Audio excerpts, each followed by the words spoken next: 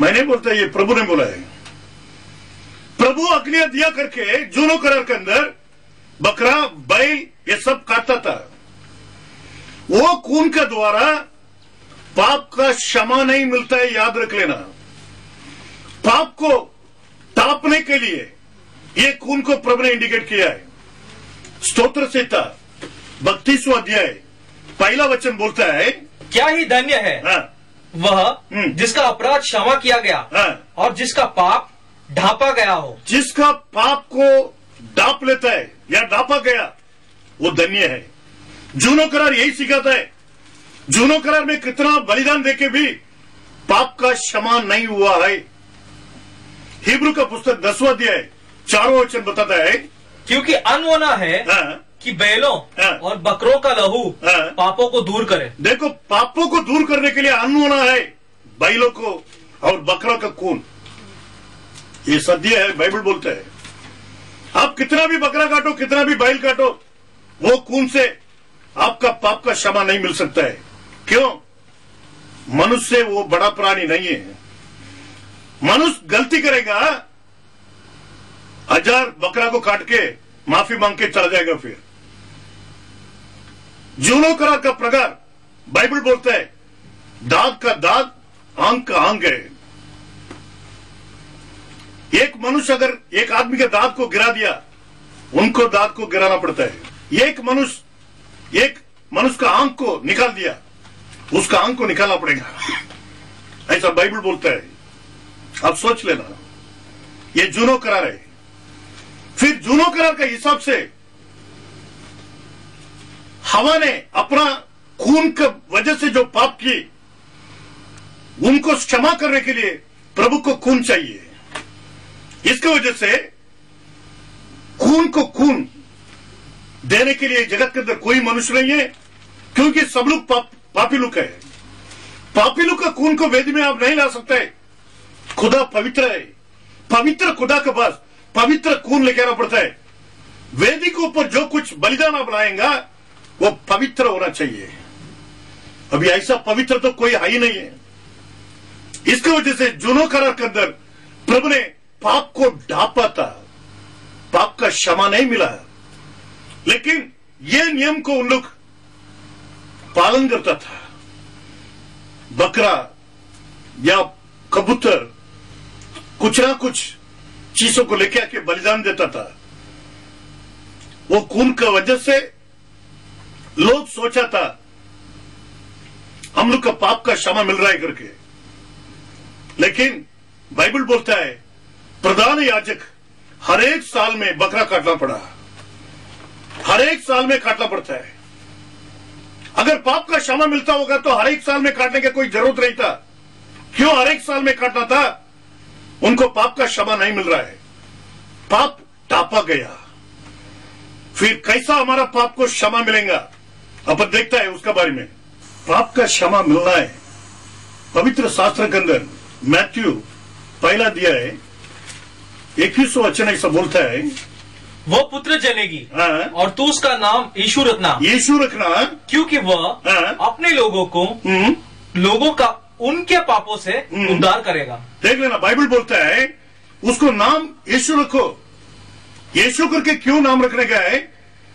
उनका बच्चा लोग को, उनका लोग का पाप को क्षमा देकर उनको बचाएगा या उसको रक्षा देगा। इसके लिए उनको यीशु करके नाम रखो करके बाइबल बोलता है।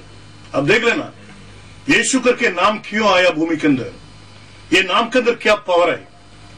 पाप को क्षमा देके हमको और आपको बचाने के लिए वो नाम दिया गया है। अभी हमको पाप को क्षमा के लिए क्या रास्ता है वही अपन देखना है।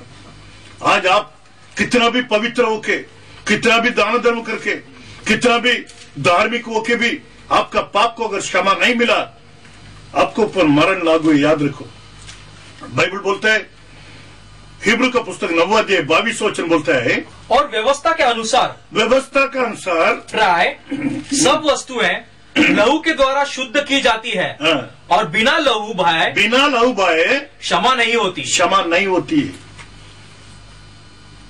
And almost all things are by the law purged with blood. And without shedding of blood is no remission. No remission. देख लीजिए, बाइबल वही बोलता है, व्यवस्था के अनुसार सब कुछ पाप जो है निकालने के लिए या पाप को क्षमा करने के लिए एक रास्ता प्रभु ने दिया, वो लहू का द्वारा होता है। बिना लहू पाप का क्षमा नहीं होगा। फिर जूनो करार और नवा करार का प्रकार कोई ना कोई खून बहाना चाहिए हमारे लिए और आपके लिए। ऐसा खून देने वाला कौन है? किसका खून पवित्र है? कोई मनुष्य अच्छा नहीं है भूमि के अंदर, इसके लिए परमेश्वर खुद अवतार उठा के भूमि में आना पड़ा। यीशु मसीह एक मेमना का रूप में भूमि में आना पड़ा। वो मेमना परमेश्वर था, इसकी वजह से अक्का जगत का पाप को उठाने के लिए वो आया है। कोई भी व्यक्ति उनके ऊपर अगर विश्वास करेगा उसका पाप का क्षमा मिलता है।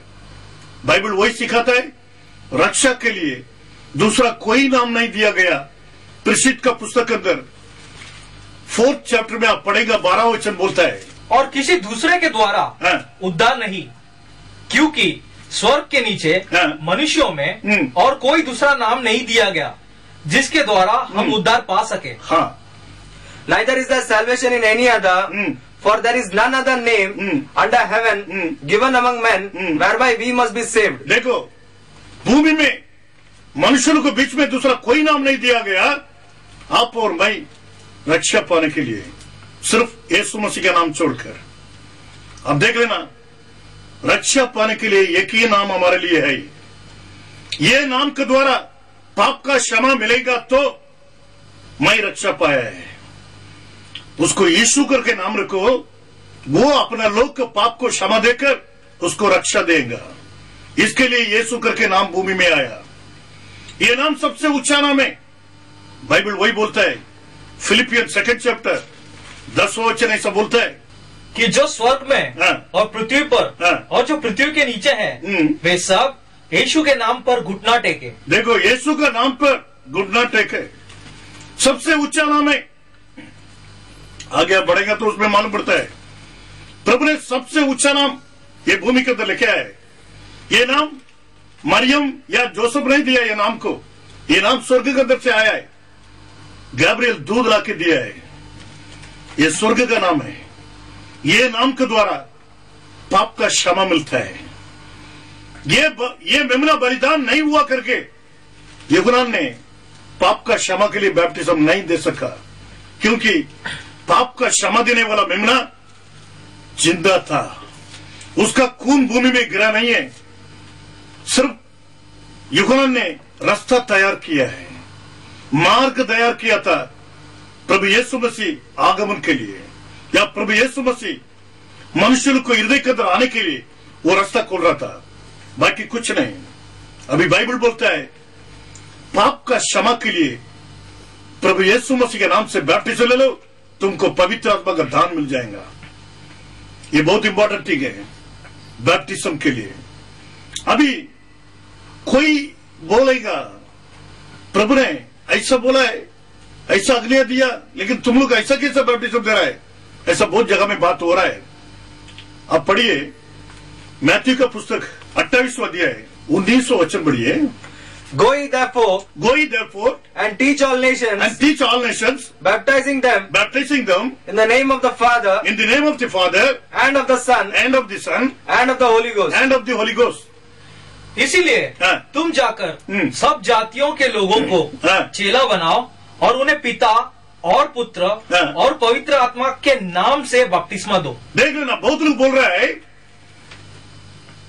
अक्का जगत में जाओ, ये प्रभु का आज्ञा है, सुसमाचार बताओ, पिता पुत्र पवित्र आत्मा का नाम से बैप्टिज्म दे दो, ऐसा प्रभु ने आज्ञा दिया है।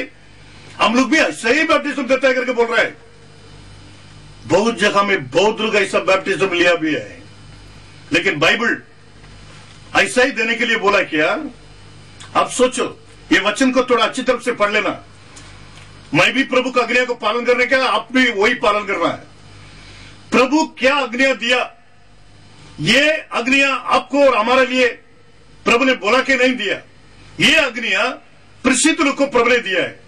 फिर प्रसिद्ध लोग इसको कैसा पूरा किया उसको मैं देखना चाहिए, लेकिन वो देखने के बिना मैं खुद कुछ भी बोलते हाँ प्रभु जो बोला उसी का प्रकार मैं भी कर रहा है करके अगर कुछ करना चाहेंगे तो गलत हो जाता है।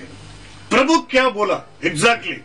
प्रभु ने बोला अक्खा जगत में जाओ, सुसमाचार बताओ, पिता पुत्र पवित्र आत्मा का नाम से। नाम बोला तो नेम है। कैसा बैप्टिज्म देना है? पिता पुत्र पवित्र आत्मा का नाम से देव करके बोला है। पिता को पुत्र को पवित्र आत्मा को एक नाम है